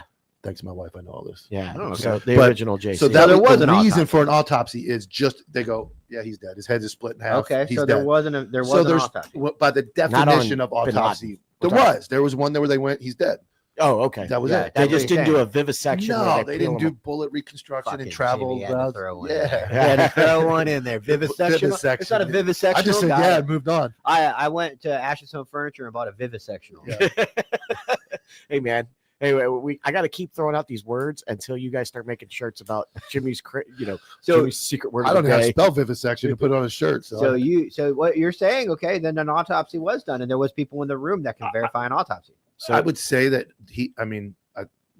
Rob talks about when he saw Bin Laden Obama come out talking about the death. He was sitting next to Osama bin Laden when that happened. He said that in an interview, and they were collecting DNA. I think the fact they collected the DNA, and then they looked at him and said, "Yep, he's not breathing. He's dead." Yeah. That would be an Technically autopsy, an autopsy. Yep, but not to the definition of that we're accustomed to, which is to determine the actual breakdown, vivisection, of how it went down. So I'd be like I said, we got to be careful now. So there was an autopsy. There was an autopsy done, but I think it's some fancy what's the language? Latin term. Yes, There's some it's weird always Latin term for autopsy. That was the earliest ones they went. Yeah, Johnny's dead. That was the autopsy. We have to thank the Romans. They were not the bad guys in the Bible. Oh boy. I don't. What? Latin. Okay, all right. Oh man. Sorry. Oh man. I throw What'd them they out do? But I mean, again, man, like this is the last hurrah. This looks like somebody trying to cover their ass. That's my opinion. Yeah, that's what it looks like to me. It looks like if I knew that something was possible to not agree with what I'm saying, I'm going to try to get ahead of it and discredit it. Discredit it, yeah. Okay. Well, all right. Well, I guess we're on to Cincinnati. Yeah. Well, that was that. Oh, Rob. All right. So we have Venezuelan updates. Yes, we do. We have Venezuelan updates. Let me go back to my notes here. Holy cow. Okay, so the New York Times leaked from anonymous sources in the Pentagon. So that slander. Yeah. Somebody's getting sued. Somebody's getting sued. That the Pentagon and the Trump administration has a lengthy target list for airstrikes in Venezuela. Okay. Okay. So some of them are drug targets, some of them are HVTs, some of them are military targets. So like we're just wrapping it all up in one ball. Oh yeah, we're handling Venezuela however we want to label it. Here's the thing.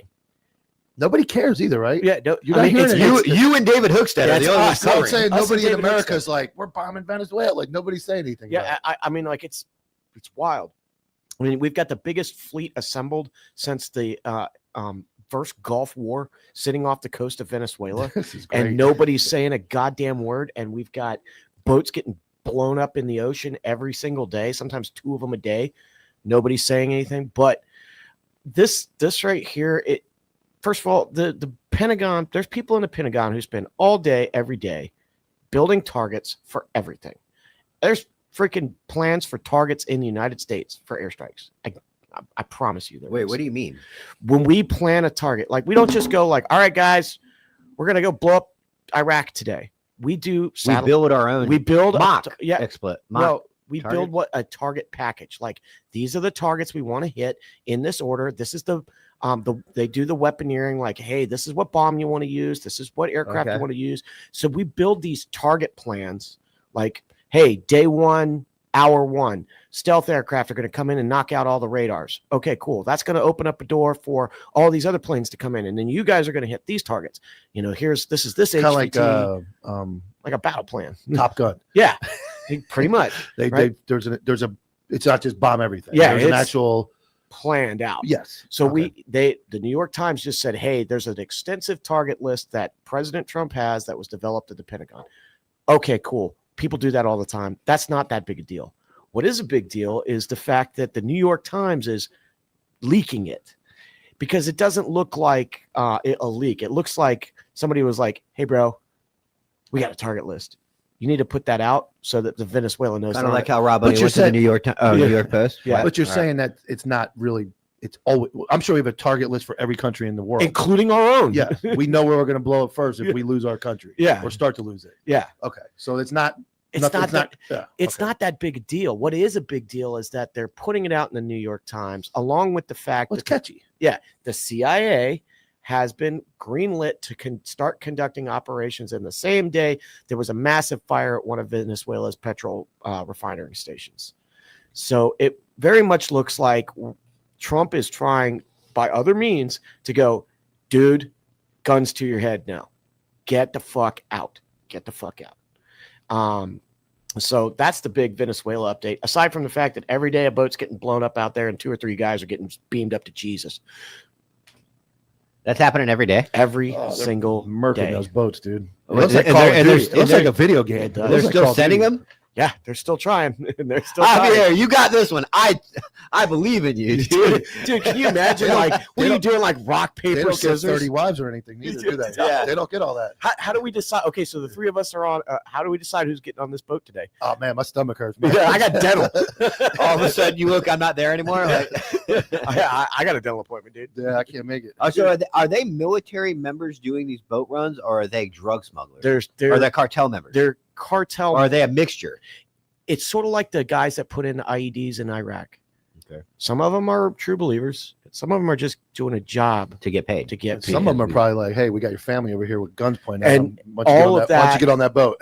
All of that in between. It's very, very difficult to know. We only took one alive, and he's on. According to the information that David Hookstead put out, there's a JSOC boat out there, ship, that JSOC, for those who don't know, is Joint Special Operations Command. So that's the tier 1 guys. So that's Ranger Bat, SEAL Team 6, and the Delta Force. That is operating out there, that has little birds and everything else on it that they need. And it's probably got an interrogation facility with alleged car batteries and, stuff for the testicles. Towels and water and buckets. Yeah. So you don't want to be on that boat. You don't want to be. You'd rather be in pieces in the ocean. I'd rather just be gone. So what do you predict is the next step in this Venezuelan saga? Everything, you got to remember, everything is pointing to the fact that this is not a show of force. Like, we are absolutely going to do something. There is a government in waiting there that, by some accounts, at least by the UN, says that it's legitimately elected. It's that female that just won the Nobel Peace Prize over Trump. That was. You think we might just try to influence that a little bit? Just a little. Just a little bit. I mean, it's not like we've ever done that Do you before. think it's because Trump didn't win the Nobel Peace Prize? He's at war with them. Fuck that. I would have had the greatest award. I was the greatest. Actually, my own opinion is, and this is where me and Ryan Macbeth disagree. I think that Trump is trying to shore up our southern flank because he knows we're going to be in a war with China by 2028. And he wants to make sure that there is absolute control over South America, Mexico, the Panama Canal, so that when we fight a war across the Pacific freaking Ocean, we don't have to worry about our own backyard. That just makes strategic sense to me. Yeah. So that's the Venezuela update, long folks. Drive. It is a Pacific long drive. Ocean. I saw a thing. There's a point in the middle. I can't remember what it's called now. It's got a cool name. There's a point in the middle of the Pacific Ocean that you are closer to the International Space Station than any land in the world. Oh, and it's got a really cool name. Somebody find it. It's a point in there. It's like Gilligan's Point or something silly. Like Gilligan's that. Point. I can't remember the name of that, but there is a point in the Pacific. And I think, man, all those planes that disappeared, everything that goes on, that's so big. Like, but now you're gonna have to traverse that. I mean, you can actually turn Google Earth and only see water on the that's what I'm saying. There's that spot out there. It's a point. And you can fit all of the land masses of the world. Do you know that the space station's going to crash in a couple of years? Yeah, it was. Wait, what? Yeah, it's coming down 2030. Yeah, it's coming down. Yeah. What do you mean it's coming down? It's going to come in and crash. But it's already been planned that this is how it's going to Yeah, that's how everything ends up eventually. In the ocean? Everything ends up burning up and going into the ocean. I mean, like, if you believe that the moon landing happened or don't, Apollo 13 had a nuclear powered what is it called, experiment on board the lunar module.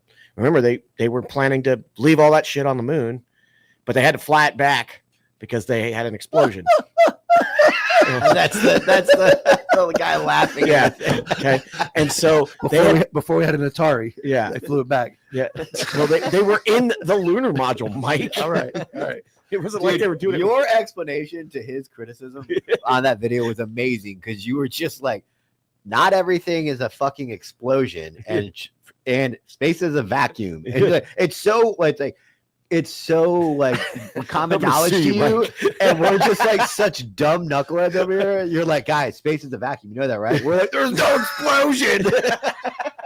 Well, I mean, hydrogen peroxide for our cuts. I remember, but it just looks weird, right?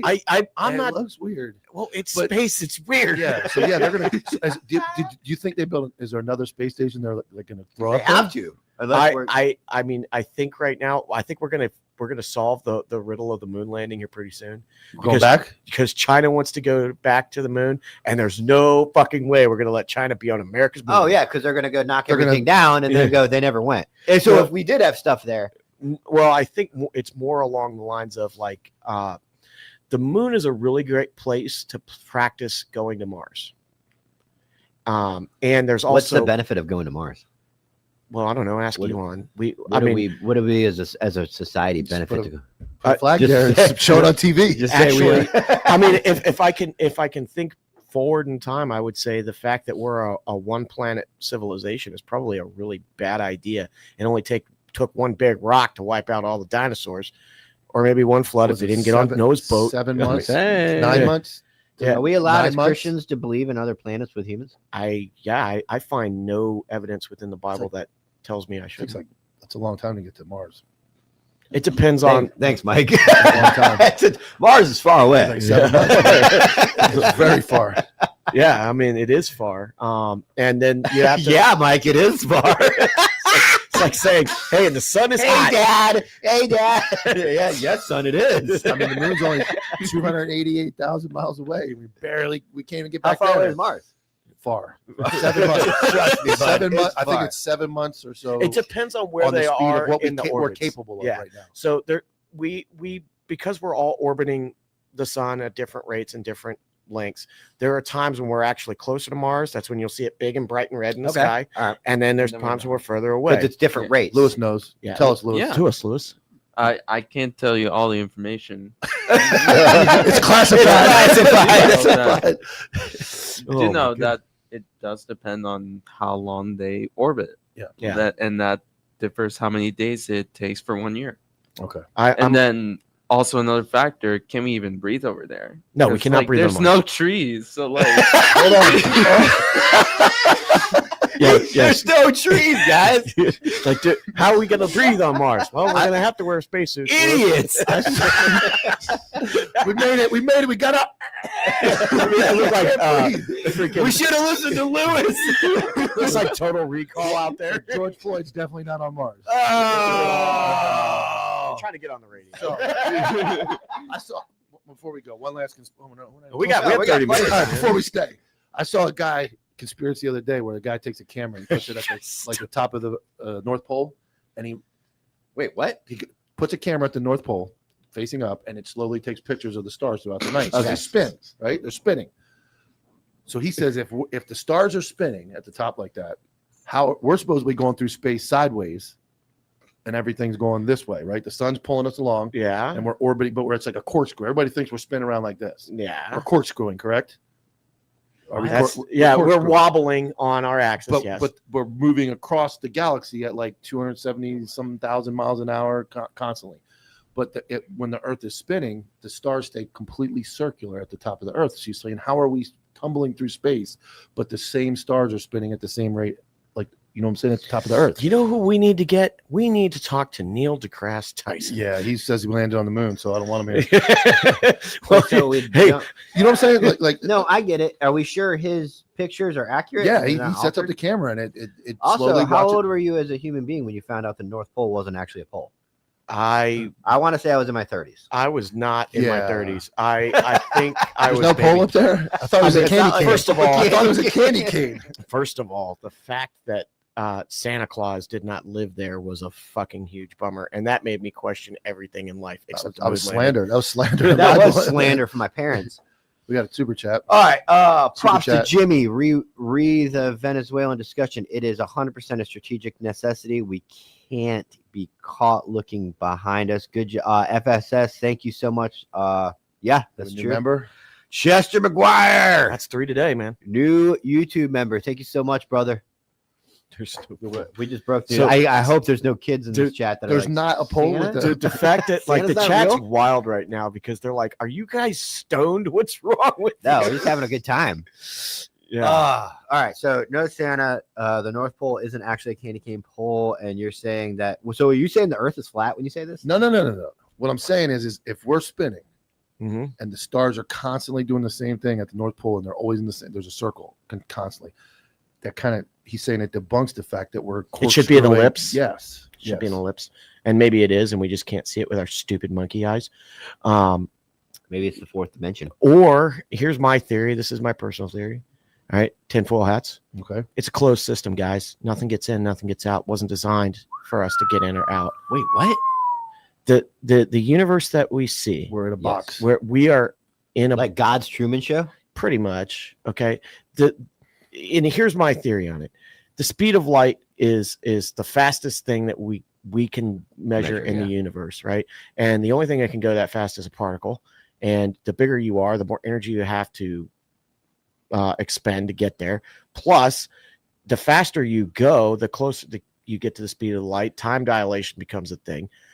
There's no way we can go from where we live to some other planet in our lifetime. It just won't happen without some new, deeper understanding of physics. Yeah. My personal belief is that we have to time travel. We have to. Yeah. We can't physically travel to these places. No, we have to jump. we'd have quantum, to quantum. You can't do a warp They had drive. They had a stupid show in the 80s, Quantum Leap. Quantum Leap. That's how we traveled. No, that Quantum Leap was where a guy was jumping bodies. It was Scott Bakula. I watched that show with my dad. Good try. Yeah. I thought that was quantum physics. He was using to travel. Right. Two bodies. It's bodies from one body to another. So in different time and space. right. I saw another thing where one of the satellites were released in like 76. Yeah, it just passed the heliopause. One light day away. Yeah. To blow your mind up. They released something in 1976, my age, 49 years ago, and it has just Past the reached heliopause. one light day. And we talk billions of light years away and all this crazy Oh, stuff. so it's impossible. We never Dude. see it. Yeah. So that's my rabbit hole. When I start, and that's one of our first Yeah, conversations. first conversation. When all that starts going on, and I start trying to dissect that, and Mars is just 7 months away, and the moon is 208. The time it takes to get there, that is where everything starts to go crazy in my head. Yeah, like, that's my anxiety. My personal belief is that this we are in a closed system. God doesn't want us getting out.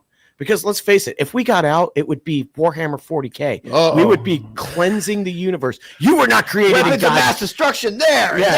You were not created in God's image. Only we were.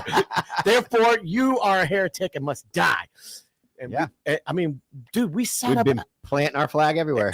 I mean, if you're an alien and you looked at us, you're like, Jesus Christ, these guys have been fighting since they came out of the caves.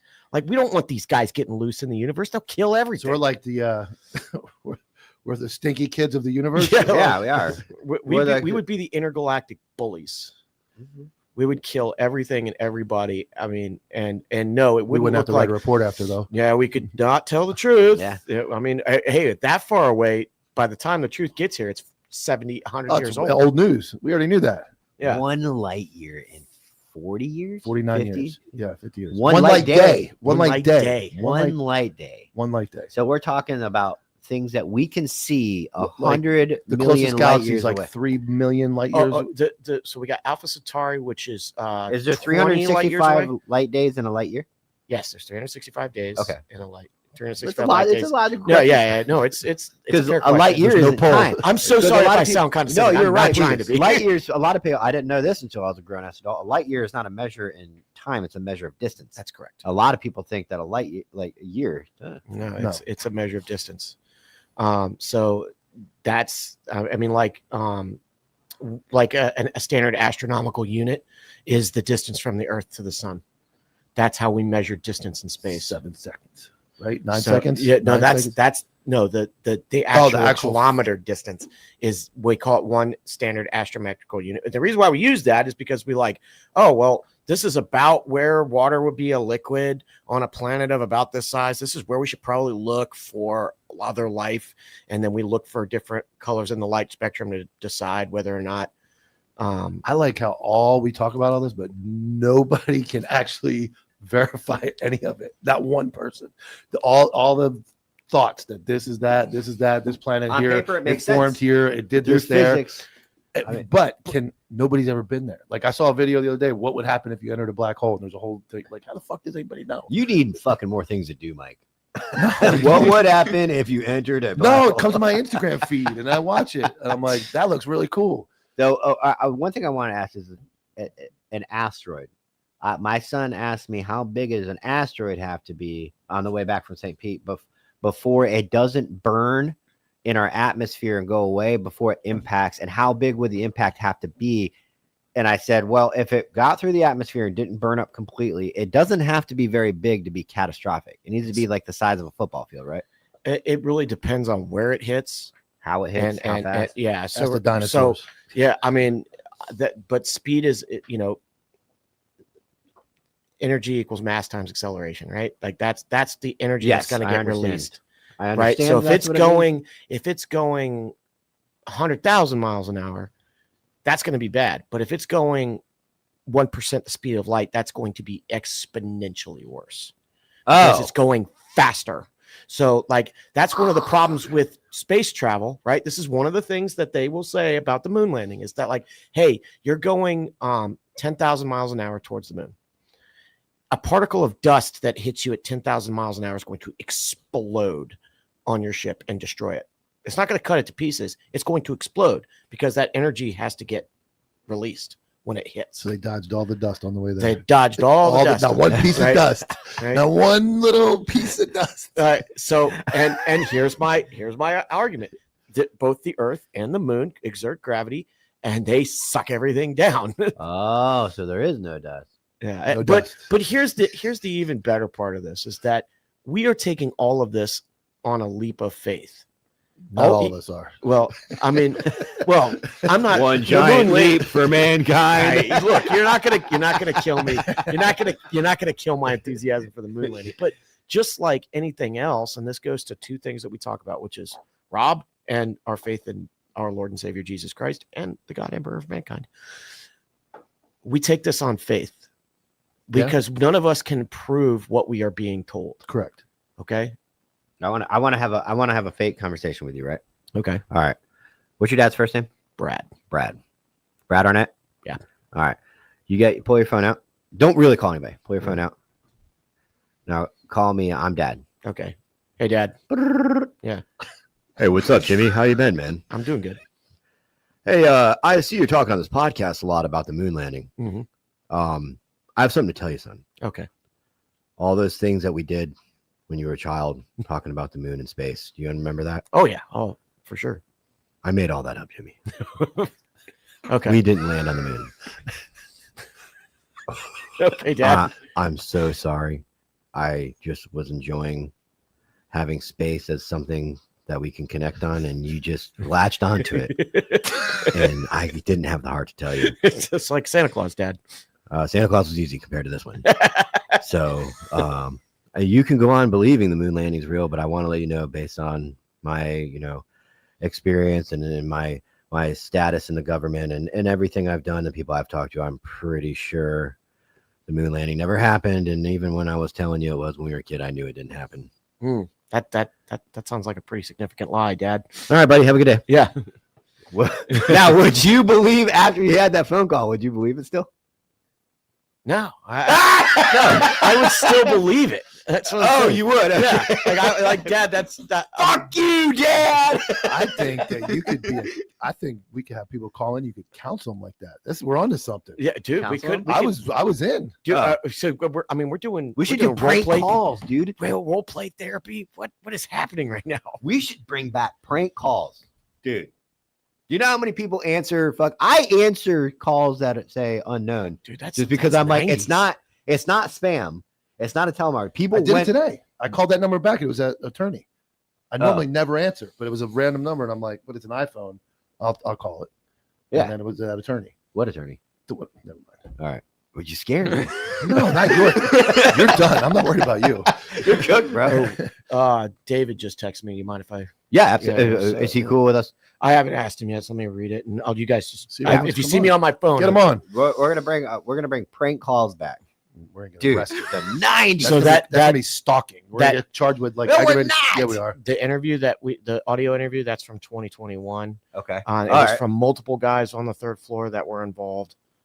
And so there is. So this, I'm sorry, this isn't from David. This is from somebody else. I got to go read David's real quick. So that right there, that came from. I hope David says the moon landing didn't happen, Jimmy. So that right there, what I just read, came from. I can't read the name, and then I'll go ahead and go do something else. Okay, can't say what David said on the air. Okay. So we're good to say what we did say, though, right? Yeah, it didn't come. That right there, what I just read, did not come from David. That's somebody else. I don't want to misspeak on David here. David's got his own thing, and we can't be getting in trouble on that one. So, all right, we've got 15 minutes to cover the rest of the topics, Jimmy. It's on you because you are nerd, our historian, our current events guy, and you have a couple more. I have tons more, but man, oh man, we really went at it today. I was kind of surprised. I mean, so first of all, one of the things I did want to ask you guys about is, so I can't say who, but I ran into a person that is in a law enforcement agency in the county that I reside in. Okay.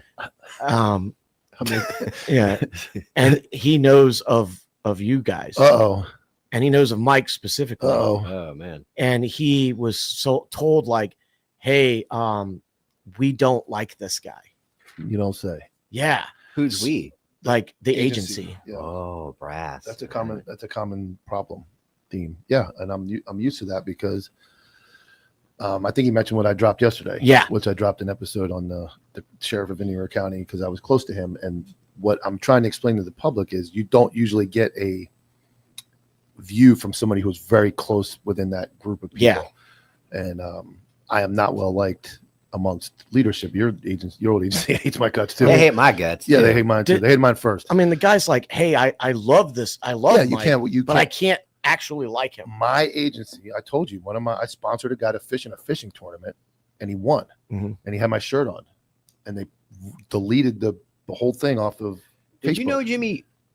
Government entities, even though they're using Facebook, Instagram, and all that stuff, and it's private. It's a private, but it's not. Yeah.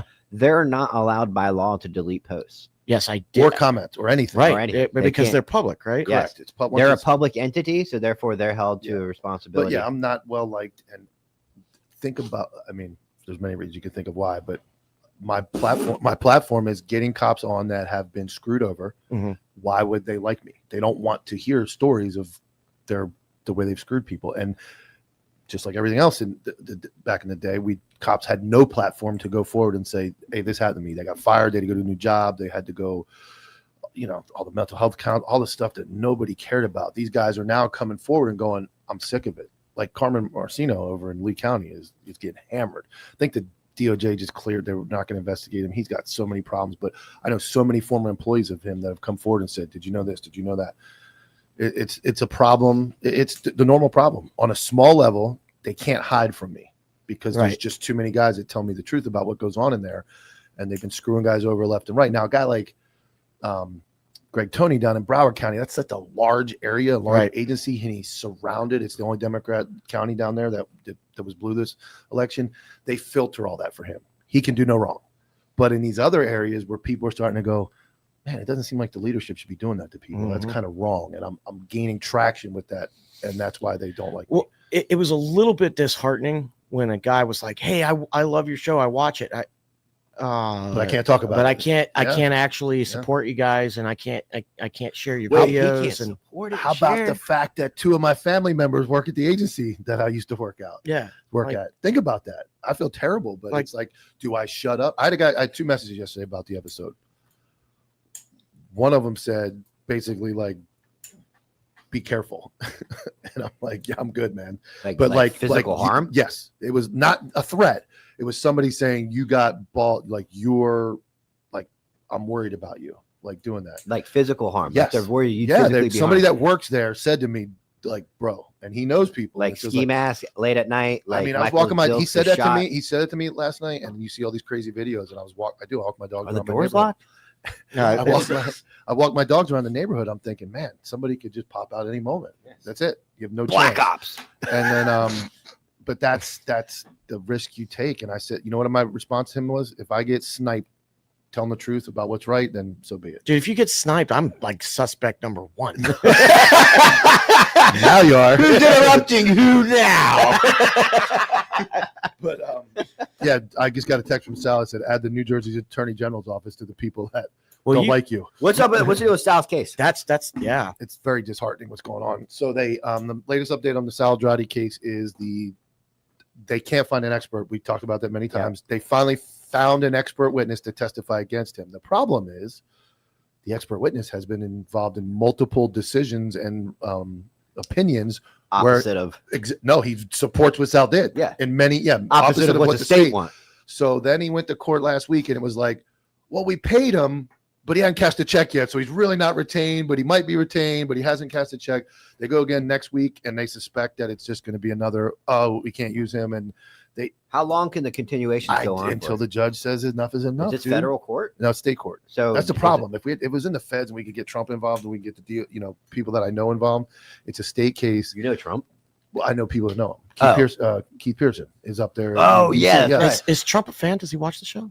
I don't think so. But we got to get Trump's kids as fans. That's how he knows about podcasts. Well, yes. Barron, that's how if you're listening. Keith Pearson had Junior on and Eric Trump on. But unfortunately for Sal, it's a Democratic dumpster up there. There's nobody cares about the cops. Nobody cares about that case. There's so much evidence. I say it over and over again. There's so much evidence to show that it was justified. They can't even find a witness to say it wasn't. And at what point does a judge go, bro, like you got till next week?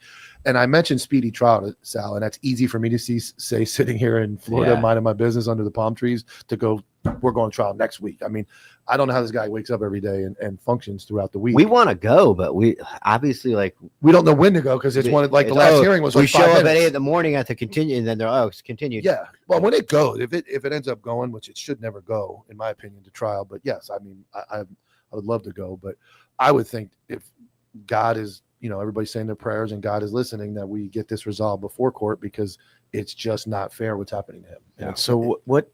Let's say it goes to trial, and let's say that he's found guilty. What's our next step, man? It won't be. It's I mean, at that point, it's appeals and jury and everything else. But it's think about that. It's scary to go.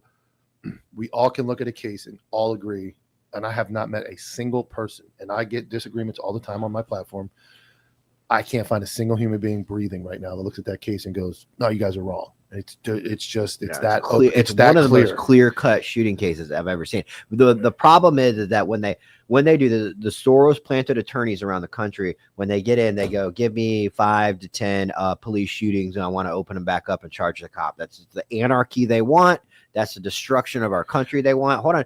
And when they do that, they usually pick ones that are iffy and they run with it. Even though they're good, they're not iffy. I'm sure they usually pick ones that have a better, he fucked up and he picked Sal's, and now they're doubling down on it. And it's literally like if I walked up and punched you in the face, and no, that's mean. I'm sorry. I'm just trying. What's up with all the physical violence?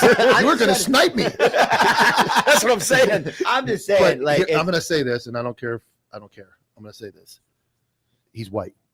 The suspect is white, and normally when they do pick those ones, they'll pick where it's a white cop and a black. Yeah. I'm just saying it happens. That's what I would think. Usually they go. So this one to me is very bizarre because if you read the facts of the case, it's a white male on drugs, mental crisis, told family members he's going to commit suicide by cop, follows through with everything he said he was going to do, and points the gun at the police. You can't do that. You can't do all that collectively, and it's all documented. The other thing that's just disheartening is there is evidence that Sal has, with black and white concrete evidence, that was not presented to the grand jury. So you have a group of civilians that sit there and get presented evidence from a prosecutor, and I always say this, I can indict you for those C4s, and I can get you off on those C4s in the same conversation, because I can not present evidence. I can take your sketch out of it, and say, well, we think it was him, but we don't have a sketch anymore. I can remove items from a grand jury to make it sound good, or I can add it up. And one human being, that attorney general, piece of shit, has the ability to determine what evidence, and that's a flawed court system. It is. When you go to a case, you can't go, well, I'm not going to put that in, I'm not going to put that in, I'm not going to put that in. Oh my God, it looks terrible. And then when you put all that in, you're like, this is the most easy case in the world. Sal has plenty of evidence that was omitted from the grand jury that those people indicted him, and you can't do anything. There's no going back to it. You now live with it. Now you have to risk your life in a trial and now present that evidence and hope that you get the right 12 people that go, yeah, this is fucked up too. And that's not a good way to live your life every day when you wake up in the morning. It's not a good way to live your life, and it's unfortunate. Dude, that is so bad. Can you shoot suicidal white guys in Canada legally? Probably. They moved to Canada. You can't shoot anybody in Canada. You know they have guns. What are you gonna? I mean, what are you You gonna got to shoot go like with Netherlands, right? Somewhere over there. BB gun? Like Sweden and all that is suicide's legal over there. Like they have machines now. Dude, their VA is literally killing their veterans. Wait, what? Oh, you didn't know that? The Netherlands? No, the VA in Canada is literally. They have a veterans administration in Canada. Hey, guy, like South Park, dude, it was all over the news. Like the VA up there was like calling veterans and like guys that were struggling with, depression and everything. And they're like, well, we've got assisted suicide if you want that. Really? Where's our AI guys? We need a video of the Canadian VA telling people it's okay to kill yourself. No, South Park quality. Not like it. No, I mean, make sure that the mouth moves the right way. Yeah, it's got to be up. So their I'm not your VA buddy, guy. was like, hey, we know you're struggling with this. No way. Yeah, and like, you can come in. We'll help you with the suicide. That way you don't have to blow your brains out. No way. I am not lying. That's how they keep healthcare so cheap. Dude, it was all over the place. It was When? everywhere. This is like a year ago. And then they quieted down. Yes. On it? Oh, We have no vets left. Oh, we don't have to pay all the stupid VAs. My husband went in for a hepatitis shot to the VA and he didn't come home. You feeling sad? Kind of. Yeah, the memes were fire. Oh my goodness. December 15th is Sal's next court date for anybody wondering. Please, if you have 5 minutes, I said this last week, write the current governor of New Jersey, Murphy, write him a letter and say how fucked up this is. Use Chat GPT, just throw it together, send as many letters as possible. This is garbage. Call him. Was it Michael Patkin, whatever the fuck that guy's name is, the attorney general. Soros I'm blown away that Canada has a VA. I didn't know that. Yeah, they were in the war with his buddy. They call each other buddy and doesn't guy. mean they have a VA. They didn't really do anything, did they? I think they friendly people to death. What did they do? I guess you haven't seen any of the memes of Canada in World War I and II. They had more war crimes than anybody. Before we leave, I've been watching. All right, so are war crimes real that we did a while back? Where we talked about, like, well, I've been investigated. You've been investigated. Yeah, you were like, I've been investigated for war crimes. Yeah. It's now being shared a lot again on Facebook. Okay. Jimmy. Who's outside? All right. So here's the story. This is what happened. I got called into the provost marshal's office, and I walked in there, and they searched me, and then I sat down with two guys from CID, and they said, hey, we want to talk to you about the raid that happened on this day at this time. And I went, okay. I don't remember because I did a lot of raids. And they're like, well, you'd remember this one because you beat up a detainee. And I was like, so yeah, you're going to have to narrow it down a little further. I beat a lot of detainees, bro. Like, there was a lot of guys that didn't want to become detainees. And basically what happened was we, like I said, we had a guy passed out to the outside of the inner cordon. We searched him. He bit one of my buddies on the finger. I hit him 3 times in the back of the head with the butt of my rifle, and then now he can't pray right to Allah anymore. And that got that got open because you hit him retarded. According to him, he can't pray right anymore. But to your point, you get beat and that you can't say the R word, dude. Oh shit. Anyway, so that's a question. I can ask that question. So when that happened, President Obama got elected, and there was a big push to go find a bunch of war crimes in Iraq. And so I was on my way out of the army. On my way out. So you were back home. Oh yeah, I was. Jimmy was charged with distractionary blows. It was distractionary blows. We have that sticker and that shirt. Jimmy was the first person in this group to be charged with distractionary blows. I mean, first of all, like, by the rules of engagement, I could have shot him. Let go of my friend. I mean, and it was on a Talon feed, so you just see me just like for Rodney King in this dude. It looks bad. It looks bad. If you shot him, he wouldn't have been able to complain on you. Yeah, that's true. You left somebody breathing. So, that guy got turned over to Buka, and then he got released back out into the wild. Plant more IEDs. Pretty much. That guy was he was working for a master bomb maker named Ali Chad. He was one of the guys that put in a roadside bomb that killed one of my friends, Mike Schoolcraft.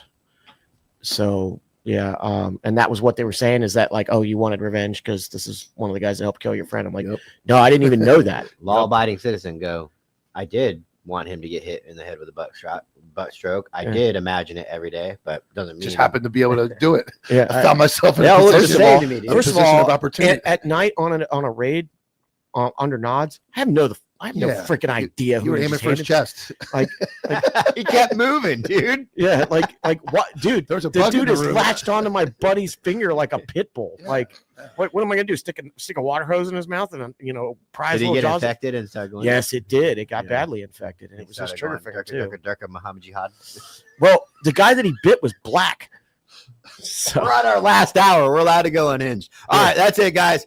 We'll see you tonight at the night shift, 8 o'clock, Counterculture Inc. Network and the Anti-Hero broadcast. Thank you so much.